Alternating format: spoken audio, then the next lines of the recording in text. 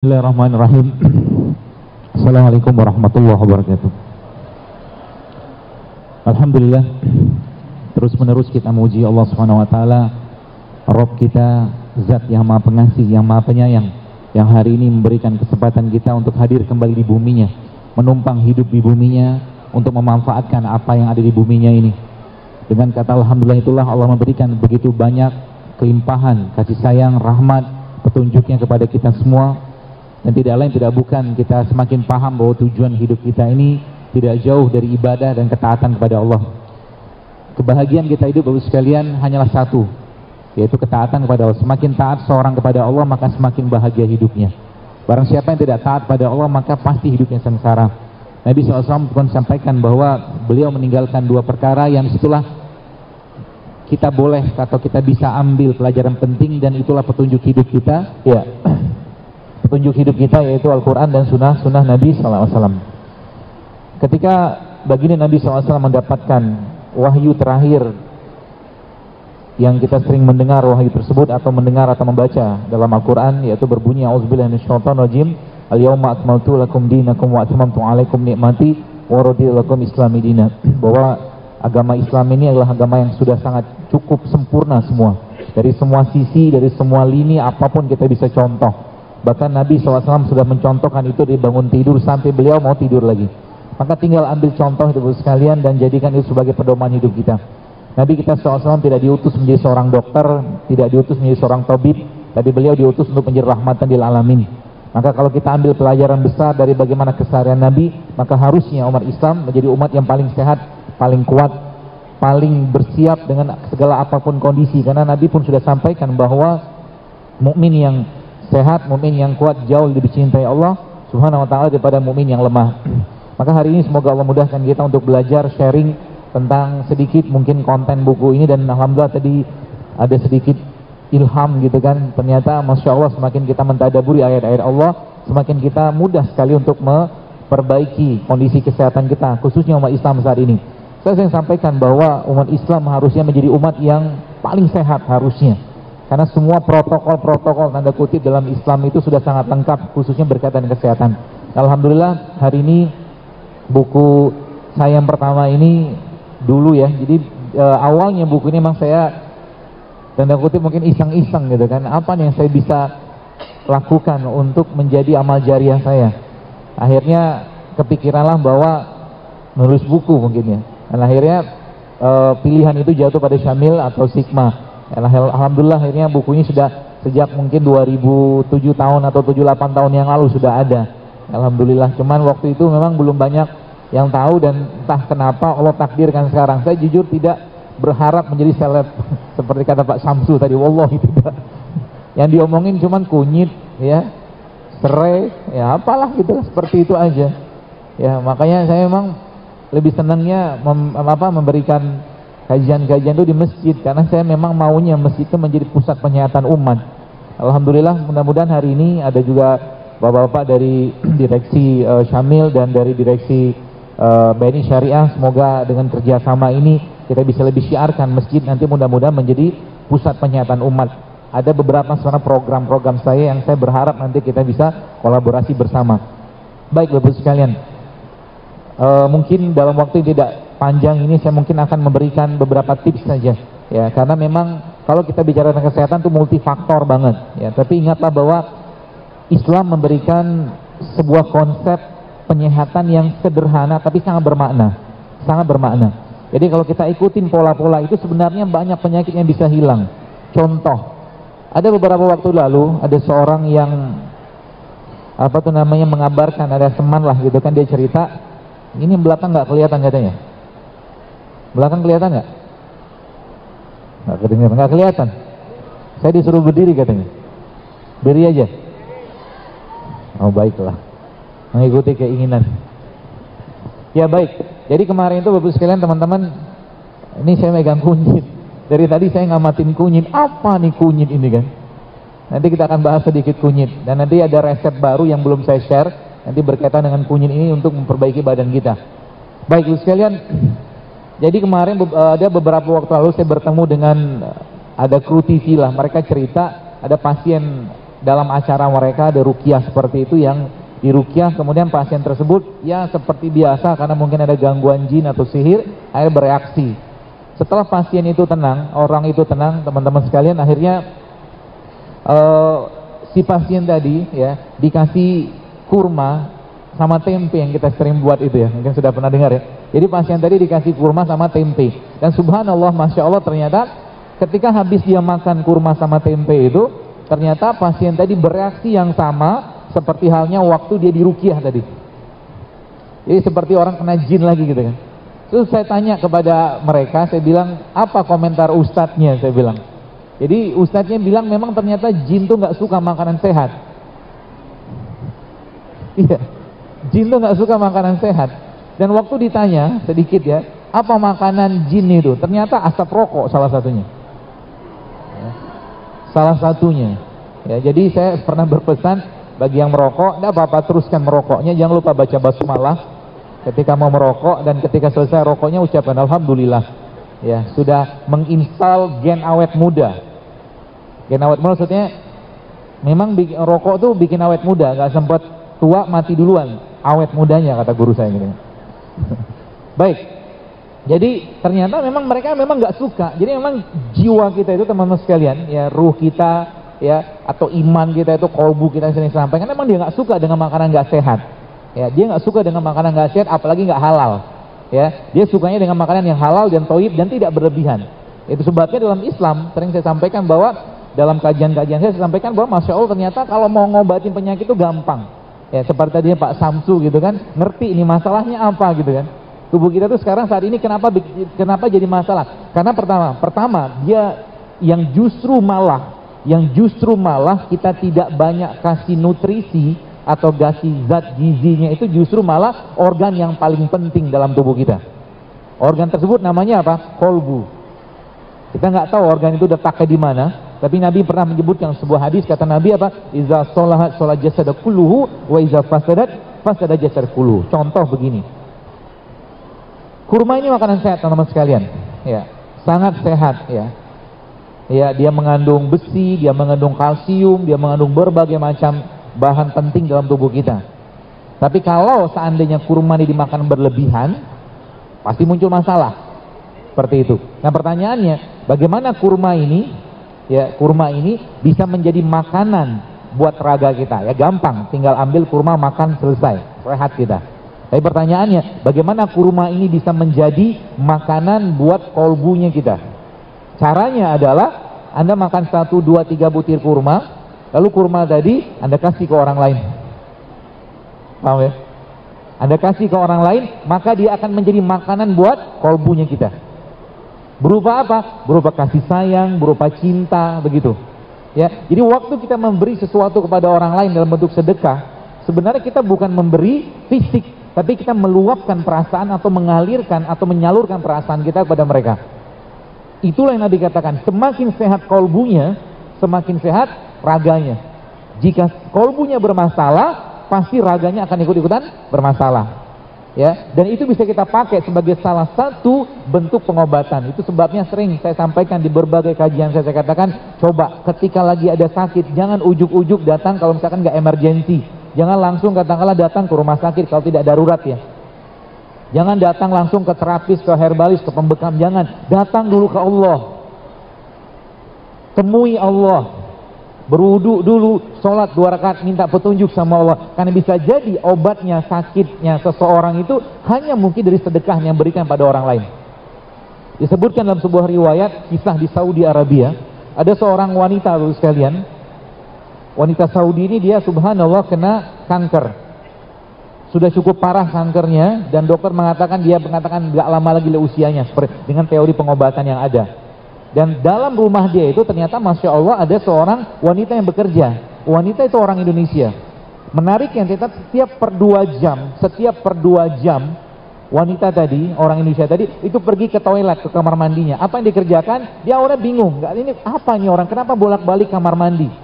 Ya. Dan masya Allah tabarakallah, akhirnya baru ketahuan bahwa wanita tadi punya anak bayi di Indonesia, dan setiap dia ke kamar mandi itu membuang asinya. Asinya dia buang. Ya. Bayangkan, dan ketika wanita Saudi tadi mengetahui kejadian tersebut, ini kisahnya masyhur sekali waktu itu di Saudi, dan subhanallah akhirnya apa? Dia suruh pulang karyawan tadi, dia punya khadimat tadi, pembantu tadi, dia suruh pulang, kamu pulanglah, gajimu tetap saya berikan, dan nanti kalau kamu pulang kabari saya ke sini. Kalau kamu pulang lagi ke Indonesia, dikasih kesempatan 6 bulan untuk menyusui anaknya, nanti kalau kamu pulang lagi kabarin saya akan ongkosi lagi kamu balik ke sini. Dan subhanallah beberapa lama kemudian, wanita itu pulang, dan waktu wanita tadi dicek lagi sama dokternya, ternyata kankernya sudah hilang semua. Ini yang saya katakan solusi spiritual. Solusi spiritual yang banyak umat Islam tidak pakai, atau lupa bahwa Islam memberikan pedoman yang luar biasa, ketika cinta itu disebarkan, ketika kasih sayang itu disampaikan kepada orang, diberikan kepada orang, maka Masya Allah, efeknya luar biasa. Contoh, ketika kita memberikan uang kepada orang, ini contoh saja, 5.000 ya, atau mungkin 2.000 atau berapapun, 10.000, yang uang-uang jumlah kecil gitu kan. Orang itu ketika menerima uang kita, ya pasti dia akan mengucapkan Alhamdulillah, terima kasih, Masya Allah, Alhamdulillah, seperti itulah. Coba teman-teman sekalian, ya, kita mulai menaikkan ya derajat atau mungkin pintu atau keran perasaan kita itu kepada orang lain. Ya, dengan cara apa? Misalkan biasa ngasihnya 10.000, sekarang kasih 100.000. Biasa kasihnya misalkan 50.000, sekarang kasih 200.000. Dibuka kerannya lebih besar. Sebenarnya kita membuka perasaan lebih besar, dan perasaan seperti itulah nanti yang akan langsung ke langit. Karena itulah bentuk rasa cinta kita kepada Allah dengan memberikan sesuatu kepada orang dalam bentuk uang sebagai simbolnya, atau mungkin apapun bentuk sedekahnya. Seperti itu. Ya, itu yang saya katakan solusi spiritual. Maka umat Islam kalau menggunakan solusi spiritual tadi, sebenarnya banyak penyakit bisa hilang, Ya, apalagi sekarang baru sekarang kita lihat penyakit degeneratif, ya, penyakit degeneratif mulai dari stroke, kencing manis, darah tinggi. Solusi spiritualnya apa? Ada 3. Nanti saya akan cobakan bahwa ternyata ada 3 poin penting yang akan saya sampaikan hari ini. Pertama, ya, dari KPA baru ditulis tadi. Ya, ada 3 U ya akan saya sampaikan. Yang pertama, bersihkan tubuhmu. Ya, bersihkan tubuh. Yang dibersihkan apa? Sebenarnya bukan raganya, kolbunya dulu dibersihin. Dengan cara apa? Bersedekah, berbagi, berbuat baik sebanyak-banyaknya, bersihkan. Ya, puasa itu sebenarnya salah satu bentuk pembersihannya. Sayangnya bulan Ramadan, Bapak sekalian, ya, banyak umat Islam ya saya melihat itu malah justru tidak memanfaatkan Ramadan sebagai bulan bersih-bersih badannya. Ya, lebih sibuk berpikir buka apa, sahur apa, ketemu siapa, ya. Tapi Qur'annya lupa dibaca, sejuz pun nggak sempat. Ya, maka Ramadan kali ini saya mau menantang Anda. Berani menerima tantangan? Berani ya? Ramadan kali ini Bapak sekalian, yang harus kita kerjakan nanti, bukan harus ya, saya menantang Anda, yuk kurangi makan. Berani nggak? Kurangi makan, perbanyak ibadah. Siap? Mendadak sedih gitu ya. Hah? Apalagi biasa di masjid kan bukanya biasa pakai gorengan. Ya, biasa pakai gorengan, kemudian macam-macam lah gitu, nggak ada perubahan dengan 11 bulan yang lain. Coba bulan Ramadan kali ini teman sekalian, saya mungkin ya berharaplah, minta ya, agar kita lebih banyak memperbanyak ibadah daripada memperbanyak makan. Makan udah cukup lah 11 bulan. Udah banyak kita makan. Ya, bulan Ramadan fokusnya ke ibadah, sedekah, baca Quran, zikir, bantu orang, seperti itu. Ramadan kali ini. Kan udah mulai dekat yang kita ke Ramadan. Pertama itu, bersihkan tubuhmu. Maka sebenarnya tubuh kita Bapak sekalian sudah di set up sama Allah untuk bisa membersihkan tubuhnya sendiri. Ya, membersihkan tubuhnya dan memperbaiki tubuhnya. Asal apa? Dibersihin dulu. Maka ada protokol dalam Islam sebenarnya. Saya menyebutnya protokol. Yang itu syariat sebenarnya. Kalau kita katakanlah, mungkin Anda saya tanya di sini, saya juga ditanya, lebih senang makan atau tidak makan? Jawabannya pasti lebih senang makan. Kan gitu. Kita semua pasti lebih senang makan. Karena kita punya nafsu. Maka Allah wajibkan untuk kita tidak makan. Namanya apa? Puasa Ramadan. Dan secara sains memang ternyata proses bunuh diri sel kita itu terjadi pada per 12 hari. Jadi pernah saya sampaikan juga bahwa kalau kita ambil angka 365 dan bagi 12, maka akan ketemu angka 30. Jadi bahasanya sebenarnya muslim atau tidak muslim dia setahun, dia sebenarnya perlu mengistirahatkan lambungnya 30 hari untuk memperbaiki fungsi sel atau fungsi tubuhnya. Yang kita kenal dengan puasa Ramadan. Itu sebabnya puasa Ramadan itu teman-teman sekalian sebagai salah satu bentuk detoksifikasi yang terbaik, dan Allah sampaikan dalam Al-Quran. Apa kata Allah? ya ayyuhallazina amanu kutiba alaikumusiyam kama kutiba alal ladzina min qablikum. Jadi sebelum kalian, kata Allah, sudah ada syariat ini. Kita sama Nabi Adam sama apa? Jeroannya sama, cuma beda di casing maksud saya. Casingnya Nabi Adam 60 hasta, 27 meter. Tapi jeroannya sama. Maka syariat puasa itu sejak lama sudah ada. Maka kalau kita memberikan atau mengambil konsep perbaikan tubuh itu sebenarnya yang paling utama, bersihkan badan dulu. Ya, jadi kalau saya lihat ternyata pola-pola itu sederhana sekali. Nanti kita akan bahas tentang kunyit sedikit insya Allah. Ya, bersihkan tubuhmu. Yang kedua apa, teman-teman sekalian? Yang kedua, isi dengan bahan baku. Jadi 3U.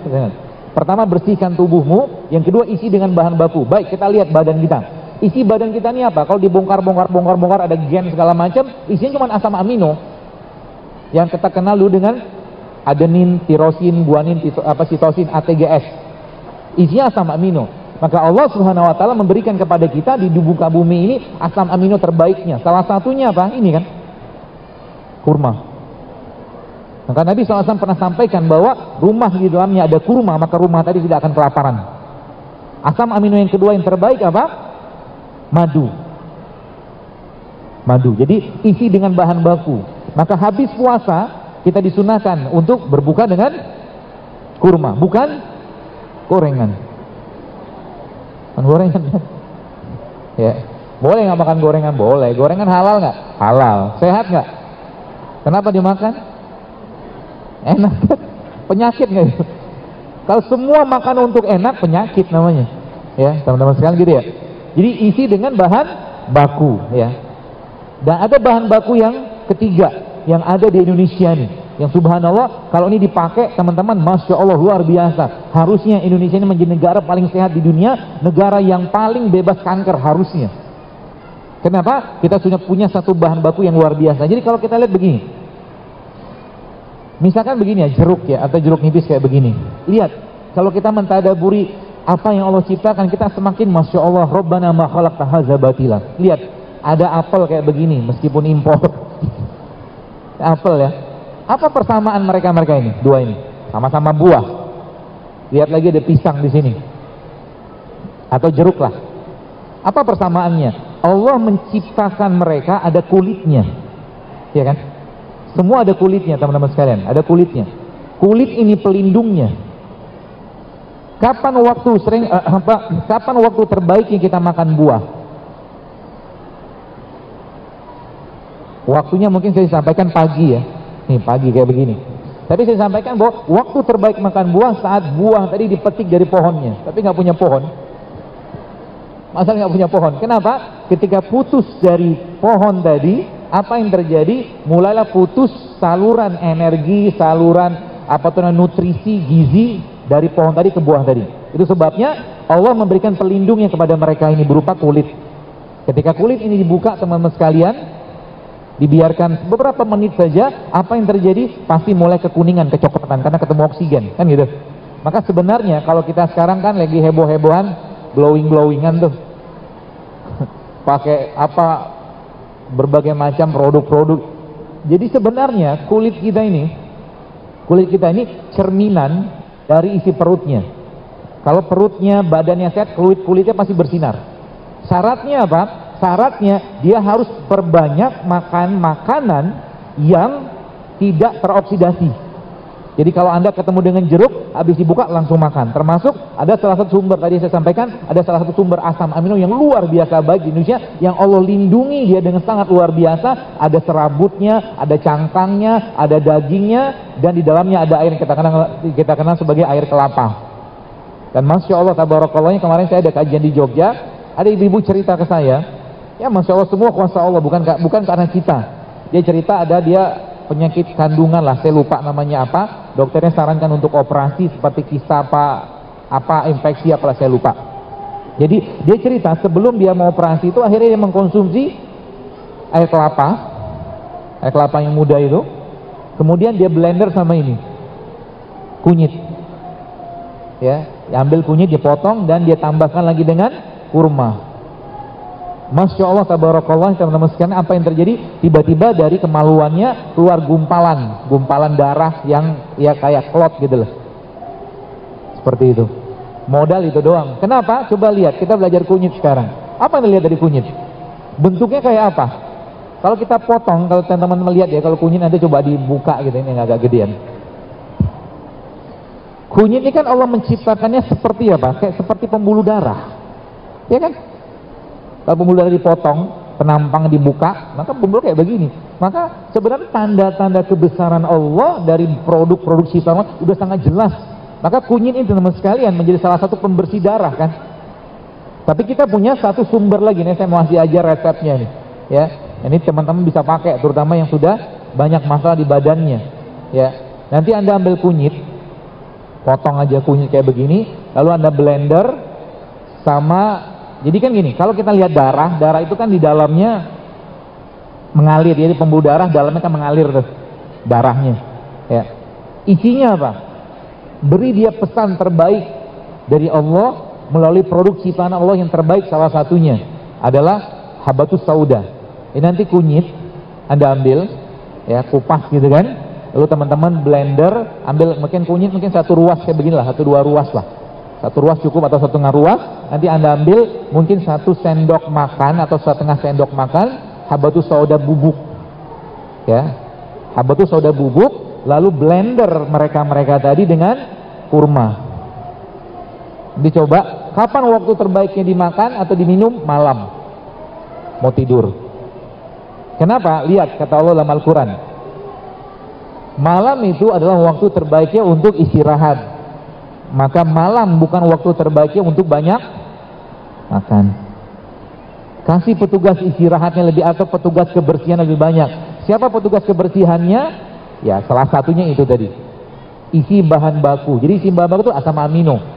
Maka coba mulai rutinkan teman-teman sekalian, dalam 1 minggu itu Anda mungkin 2-3 kali minum air kelapa, itu asam amino. Tapi syaratnya jangan pakai gula. Sudahlah, talak 14 sama gula pasir, ya, jangan talak 3 lagi, talak 14 sama gula pasir. Nggak ada lagi, Anda sudah cukup manis tanpa gula pasir, tenang aja, yakinlah. Ya, kalau Anda pengen makan manis, ambil manis dari sumber kayak begini. Minum teh tawar tapi makannya kurma, jauh lebih sehat. Minum kopi pahit, makannya kurma, jauh lebih sehat. Ya seperti itu. Ya. Jadi itu ya. Jadi teman-teman, yang pertama tadi bersihkan tubuhmu, kolbumu, ya dengan puasa, dengan berbuat baik, fisiknya dengan puasa. Ya. Jadi kalau kita pernah mendengar ada suatu perkataan sumut tasihu, bahwa puasa itu menyehatkan, memang benar. Maka coba lihat, ada 30 hari Ramadan, ada 6 hari Syawal, ada puasa Senin Kamis, ada Ayyamul Bid, ada puasa sunnah, dan tambah 1 lagi berbekam. Komplit sudah. Kalau umat Islam menggunakan apalagi puasa Daud, itu lebih dahsyat lagi. Kalau kita pakai pola itu, sebenarnya mana ada kanker bisa hidup pada lingkungan orang yang berpuasa? Gak bisa. Kanker itu muncul gara-gara apa? Ya faktor pendukungnya banyak, pencetusnya banyak. Ya salah satu pikiran. Ya. Toksik yang paling buruk itu bukan toksik dari makanan, bukan toksik dari minuman, bukan toksik dari pestisida atau bahan kimia, tapi toksik dari pikiran. Paling buruk. Ya. Seperti itu. Jadi yang terakhir apa? Yang terakhir, pertahankan dengan produk ciptaan Rabbmu. Yang pertama, bersihkan tubuhmu dengan puasa. Ya, yang kedua dengan berbuat baik. Yang kedua apa? Isi dengan bahan baku. Bahan baku kita tadi apa? Asam amino. Ya, ini sebenarnya kan kurma asam amino, madu asam amino, teman-teman sekalian. Yang ketiga, ya pertahankan dengan produk ciptaan Rabbmu. Poin pentingnya. Jadi nanti Anda maintain kayak begitu. Jadi nanti misalkan nggak boleh makan nasi. Apakah kita melarang makan karbohidrat? Tidak. Makan karbohidrat tetap jalan.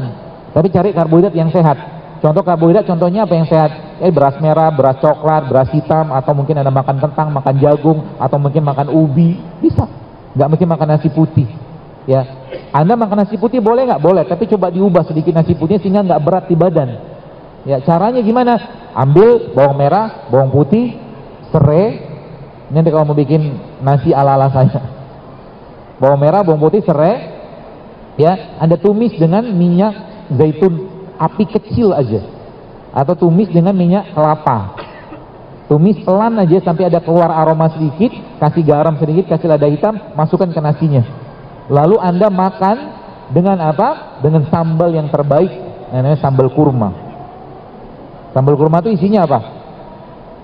Ya bawang putih, cabai rawit, kurma sama garam.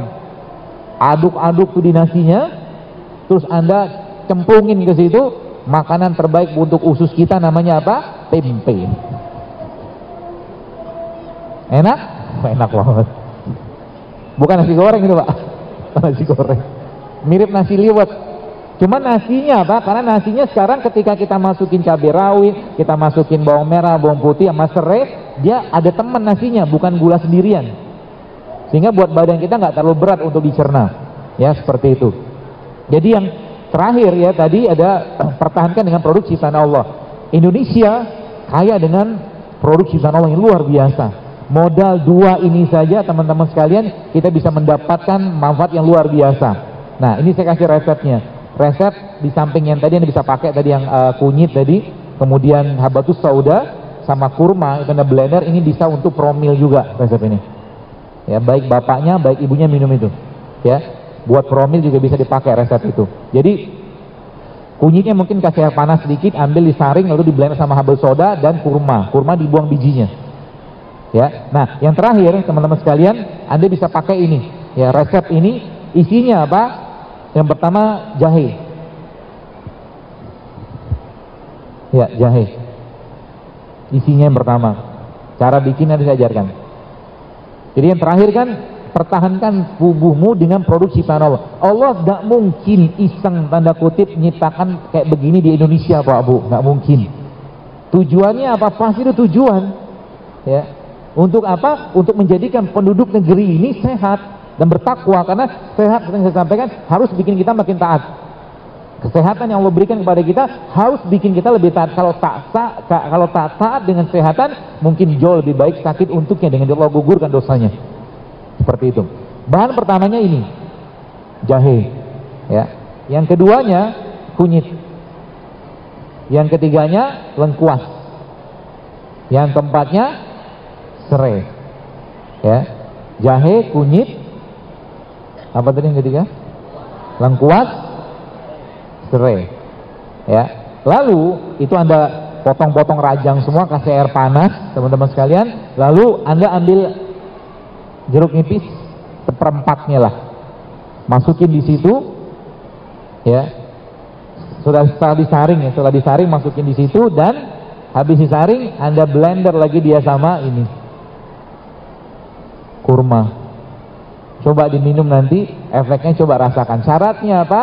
Jangan masukin bahan pengganggu dalam badan kita yang bikin kacau, terutama gula-gula yang tidak sehat. Contohnya nasi putih, contohnya lagi apa? Tepung-tepungan, ya. Yang ketiga apa? Gula pasir. Jangan dimasukin itu dulu.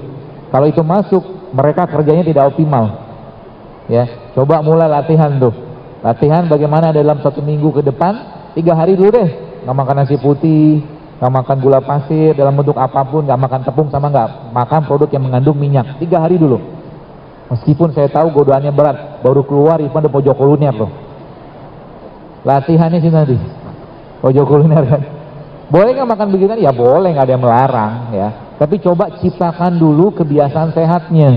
Ini sayur jarang, buah jarang, puasa jarang, air putih jarang, olahraga jarang, gitu kok jalur sehat. Kalau bahasa Jawanya gitu loh. Gitu kok minta sehat, ya. Artinya apa? Kalau itu mau diperbaiki teman-teman sekalian, benerin dulu badannya, bersihin dulu. Sehingga apa? Mereka ini sebenarnya ketika masuk ke badan kita, mereka sudah ada teman di dalam, reseptornya gitu loh.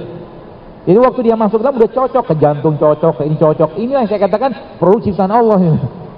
Makanya kalau ada orang tanya ke saya, dokter maaf kunyit itu aman nggak? Kemarin pas ada kajian di satu tempat, ada seorang yang bertanya ke saya, dokter itu dosis kunyit itu seperti apa? Dia bilang, kita kan butuh dosis, dia bilang. Terus saya balikin sama dia, dia mana menjawab seperti ini, saya katakan nggak perlu ilmu tinggi-tinggi. Tolong kasih saya data, apakah di negeri kita ini ada orang keracunan minum kunyit, saya bilang. Ada nggak sih? Nggak ada loh. Karena toh kita mau nyium kunyit apa? Sejempol, sejari, seruas. Sebanyak apa sih kita minum kunyit gitu loh. Hebohnya minta ampun dengan dosis gitu kan. Itu sebabnya sering saya sampaikan, kita kan pakai TF namanya. TF apa? Takaran feeling. Takaran feeling. Pakai perasaan sih gitu kan. Ibu-ibu biasanya kalau masak juga nggak ditaker, ya masak ini masak itu nggak ditaker gitu loh, masak aja, hasilnya juga enak karena masaknya dengan cinta. Betul loh. Coba dia masak sup, masak apa pindang gitu kan, atau sup lah, ditakar tuh jahenya sekian, cengkeh sekian, apanya sekian, bawangnya sekian, coba ditakar. Tapi masaknya lagi bete, lagi baper, lagi marah, nggak bakal kerasa tuh makanan. Ya kan, seperti itu. Dia pengendali semua teman sekalian. Dia pengendali. Maka jaga hati baik-baik. Lah dia nggak perlu marah, jangan marah. Ya. Dan hati itu ya mungkin terakhir, hati kita itu teman-teman sekalian dia nggak butuh banyak makan. Kalbu kita nggak butuh banyak makan. Makanannya justru malah kebaikan. Itu sebabnya Nabi pernah sampaikan bahwa ada dua yang menyebabkan lemahnya iman seseorang. Ya, bukan Nabi tapi ulama menyebutkan lemahnya iman seseorang karena dua. Yang pertama banyak bicara, yang kedua banyak makan. Kalau udah banyak makan apa yang terjadi? Gemuk lah. Orang banyak makan pasti gemuk. Mau apa lagi ngomongnya? Ya, makan terus. Apalagi makan di waktu-waktu yang berat tubuh kita untuk mencerna. Contoh malam. Coba malam ini kan sekarang jam 5 nih. Ya, latihan gak usah makan malam. Siap nggak? Siap? Ya, apa-apa kalau nggak siap. Latihan dulu. Ya, seperti itu ya. Jadi poin-poin penting itu teman sekalian bisa kita praktekkan. Dan terakhir nih mungkin banyak pola-pola yang Nabi pernah sampaikan kepada kita. Kalau kita ikuti itu baik-baik, sebenarnya itu luar biasa. Ada satu pernah sebutkan sebuah riwayat hadis, Nabi pernah menyebutkan bahwa dalam satu bulan Rasulullah SAW tidak makan apapun kecuali beliau makan kurma dan air putih.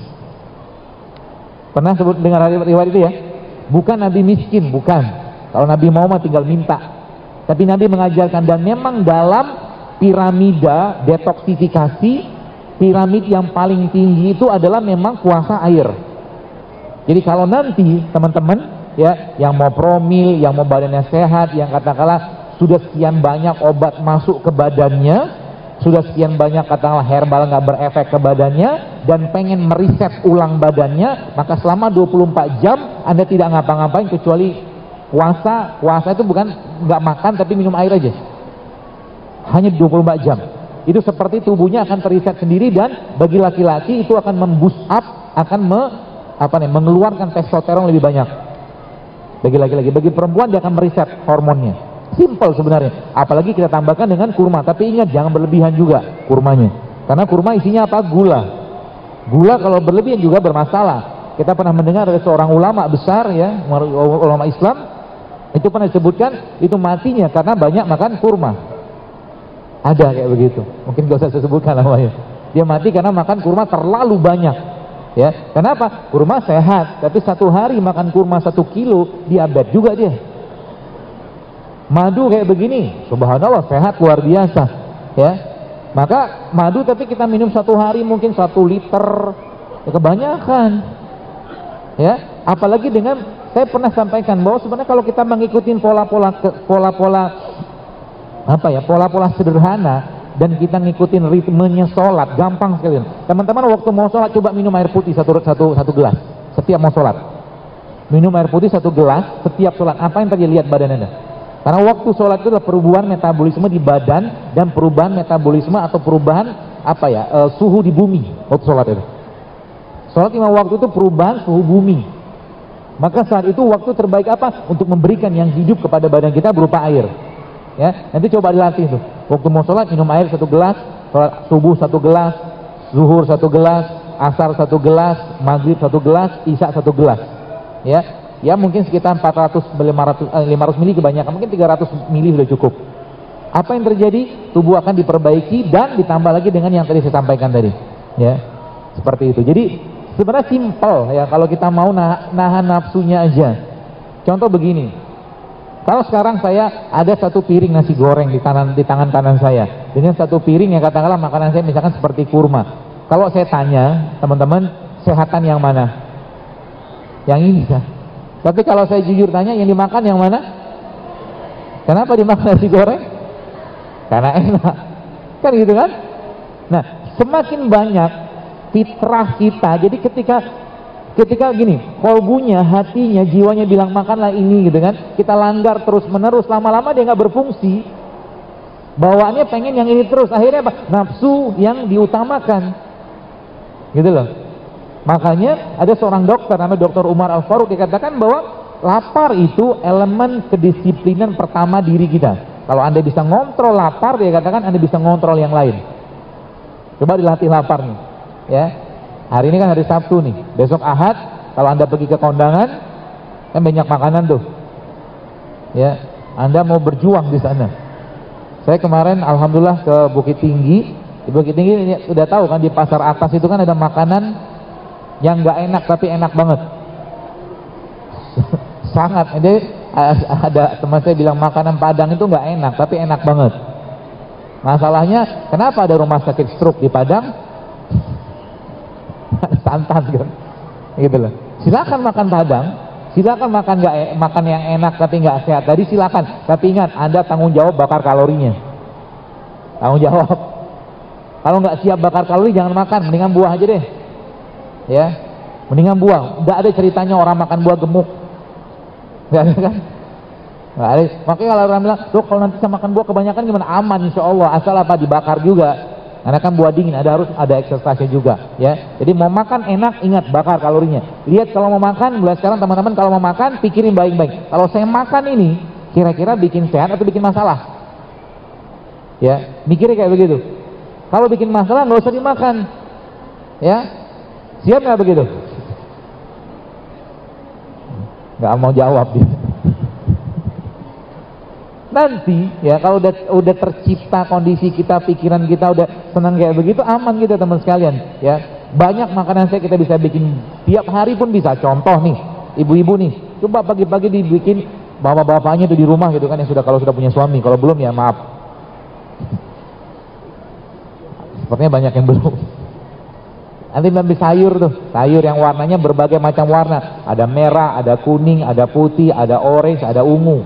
Ambil sayur-sayur tadi, ya, potong-potong kecil, kasih suaminya. Tapi jangan langsung kayak begitu, ya langsung jangan sayur doang. Kasih jeruk nipis, kasih zaitun, kasih lada hitam, kasih madu sedikit. Atau Anda bisa bikin toppingnya pakai alpukat. Toppingnya pakai alpukat. Alpukat diapain? Dikerok, kasih bawang putih sedikit aja bawang putihnya, mungkin seruas kecil aja. Kasih sedikit garam, kasih lada hitam, kasih jeruk nipis. Itu akan jadi topping yang sangat enak pagi-pagi untuk dikasih ke suami. Insya Allah suami di kantor gak akan mengantuk kalau punya suami. Ya kalau punya suami. Nah yang belum dia mudah-mudahan punya. Simpel, mengubah isi piring kita teman-teman sekalian akan merubah banyak hal dalam kehidupan kita. Ya, saya sebenarnya cukup khawatir sekarang dengan bertebarannya berbagai macam warung-warung yang menjual makanan, minuman yang penuh dengan gula. Kemarin saya sempat lihat satu produk kemasan gitu ya, subhanallah, waktu saya cek, bukan dalam video itu, waktu dicek itu kan, itu 40% isinya gula. Teman-teman mungkin, terus kenapa? Ini saya katakan kalau begini semua, bahasa saya kayak program pendiabetesan massal, saya bilang. Program pendiabetesan massal. Siapa mau tanggung jawab? Sekarang Allah menciptakan kita, ini sebagai penutupnya. Kata Allah dalam Al-Quran, "A'udzubillahi minasyaitonir rajim, walaqad khalaqnal insana fi ahsani taqwim." Kata Allah, kami ciptakan manusia itu dengan sangat sempurna. Teman-teman, cobalah berazam meminta kepada Allah agar apa? Ya Allah, nanti kalau aku kembalikan jasad ini kepadamu saat nyawaku engkau ambil, semoga saya bisa kembalikan dalam bentuk yang sempurna tanpa penyakit sebagaimana dulu kau menciptakan aku. Sehingga nanti apa? Anda hidup sehat bukan untuk lifestyle. Anda hidup sehat bukan untuk gaya-gayaan, tapi untuk memberikan yang terbaik untuk Allah, menjaga badan ini, untuk menjaga rasa syukur kita dan ketaatan kita kepada Allah SWT. Yang masih banyak sakit-sakitan, coba ikutin pola-pola yang Nabi itu. Sudah banyak sekali postingan-postingan saya katakan subhanallah. Ada seorang ibu kemarin cerita ke saya, dia sejak Ramadan, Syawal tahun kemarin, Lebaran tahun kemarin, beliau itu kena tiroid. Dan apa yang terjadi teman sekalian? Yang terjadi dia mungkin baca postingan saya, akhirnya dia mencoba minum itu kunyit, serai sama jeruk nipis. Bermodalkan itu dia mau ngobatin tiroidnya. Tapi masya Allah kemarin dia ngabarin saya, sempat saya posting itu, dia ngabarin saya, tapi subhanallah apa? Akhirnya gara-gara itu asbab dari situ malah justru Allah kasih dia hamil. Dan yang menarik lagi, ibu itu sudah sejak tahun 2005 belum hamil. Artinya hampir 15 tahun Allah kasih belum anugerahkan hamil kepada beliau, cuma modal kunyit, serai sama jeruk nipis Allah berikan hamil kepada beliau. Itu banyak sekali. Kenapa? Karena badannya sudah bersih. Sering saya tanyakan, apa yang dikerjakan? Udah nggak makan lagi tepung-tepungan, nasinya dia ganti dengan karbo yang sehat, gula diganti dengan karbo yang sehat juga ke gula yang sehat, plus lagi minyak dia sudah mulai mengurangi. Simple sebenarnya, asal mau saja, asal mau aja. Kalau nggak mau nggak usah dipaksain, ya. Maka saya mungkin sampaikan pada teman-teman sekalian, yuk, ya, jadilah duta-duta sehat Islam. Ya, umat ini sudah terlalu banyak bebannya, ya. Sekarang urusan penyakit pun kita jauh dari agama, jauh dari tuntunan Al-Quran, jauh dari tuntunan Nabi SAW. Sehingga apa? Menjadi umat yang lemah, ya, menjadi umat yang lemah. Apa yang terjadi bos sekalian? Lemahnya akhirnya ujung-ujungnya karena makanan yang dimakan tidak sehat, akhirnya jiwanya pun, ruhnya pun, imannya pun tidak sehat, tidak kuat. Sehingga apa? Bangun malam malas, ngaji malas, sedekahnya mau segitu-gitu aja, sholatnya itu begitu-begitu aja. Padahal semua syariat dalam Islam menyehatkan, meskipun kita tidak mengerjakannya untuk sehat, kita mengerjakannya karena ketaatan kepada Allah Subhanahu Wa Taala. Ya, jadi 3 pesan penting saya tadi: bersihkan tubuh kita, bersihkan tubuhmu. Yang kedua, isi dengan bahan baku. Yang ketiga, pertahankan dengan produk ciptaan Robmu. Simple banget. Nanti apa yang terjadi? Mensnya akan mulai benar. Yang bapak-bapak mungkin yang biasa ngantukkan di kantor misalkan, atau mungkin lagi kerja, mulai hilang ngantuknya, malah justru fitnya luar biasa. Apalagi tadi pakai pola-pola puasa seperti water fasting tadi, atau Anda mulai menjangkakan waktu makannya, ya, menjangkakan waktu makannya. Misalkan nih, ya, contoh misalkan Anda puasa, misalkan puasa jam 4 kita sahur, ya, jam 4 kita sahur, nanti berbukanya jam 6, berarti sudah 14 jam itu kita tidak makan, ya. Nanti setelah jam 6 itu Anda makan atau berbuka tadi, naikin lagi sampai ke 18 jam. Jadi Anda tidak makan kecuali berbuka saja, naikin, jadi makannya malam. Itu juga bisa dipakai. Saya beberapa pola-pola saya pakai, sehingga apa? Tubuhnya akhirnya menggunakan bahan baku atau bahan bakar cadangan yang berupa apa? Berupa lemak. Ya, berupa lemak. Jadi kalau lemak itu udah dipakai, tubuhnya akan sangat powerful, teman-teman sekalian. Ya, maka makan jangan sering-sering, tapi sekali makan berkualitas, udah cukup sebenarnya. Sisanya isi dengan bahan bakunya, dengan asam amino, ya, dengan serat, dengan vitamin, dengan mineral, ya. Maka sebabnya kalau kita lihat, ya, terakhir mungkin nanti jam berapa ya? Hah? Sampai malam.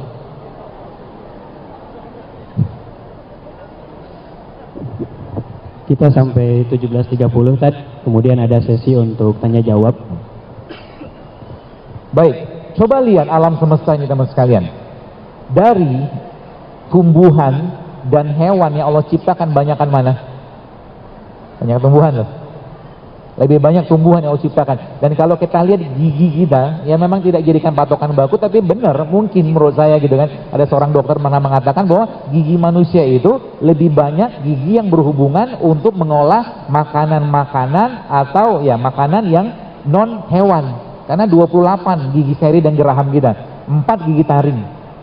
Gigi taring kan gunanya untuk apa? Untuk merobek, merobek, mengoyak, gitu kan, yang berhubungan dengan protein hewan. Dan Allah ciptakan sayur dan buah lebih banyak. Lihat lagi, warnanya lebih banyak apa di alam semesta ini? Lebih banyak Allah ciptakan warna hijau. Sayur yang berwarna hijau jauh lebih banyak daripada sayur-sayur yang berwarna yang lain. Dan warna hijau dalam ilmu makanan yang saya pahami itu paling bagus untuk detoksifikasi. Maka kita sedang mengenal ada kayak brokoli, ada bokcoy, pokcoy itu, ya, apa itu?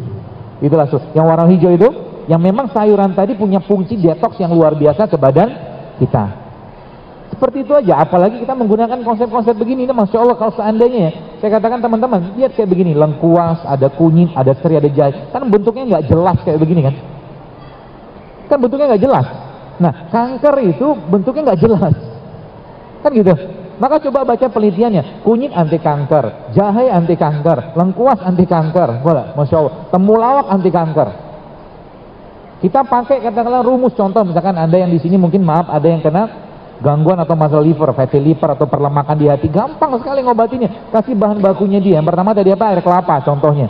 Ambil air kelapa. Air kelapa apa? Air kelapa yang paling baik adalah air kelapa yang muda, ya, yang ada apa, dagingnya masih halus. Nanti air kelapanya di blender sama apa? Sama kalau misalkan buat liver Anda ambil 2, misalkan temulawak sama kunyit. Kasih dia bahan baku asam aminonya, air kelapa asam amino, tapi kita tambahkan dengan produknya Al-Quran atau produknya hadis Nabi SAW, contohnya apa? Kurma atau madu. Itu kan jadi pembersih liver yang luar biasa. Simple, asal apa? Jangan lagi kotori atau jangan lagi masukin yang bikin berat di badan. Ya, jadi semakin kita mentadaburi ayat Allah, sebenarnya kayak sekarang gitu kan, saya kalau menggunakan konsep-konsep ini nurunin berat badan itu gampang banget. Pak Samsu tadi subhanallah 10 kilo turun coba. Sekarang malah bingung gitu kan, mau naikinnya gimana? Ya, seperti itu. Tapi ingat, kalau sudah termaintain teman-teman sekalian, Anda harus tetap loading protein, karbo, segala macam yang sehat ya. Insya Allah akan jauh lebih gampang ya. Dan mereka-mereka ini sebenarnya kita lihat Allah menciptakan Indonesia atau menjadikan Indonesia ini penuh dengan rempah-rempahan.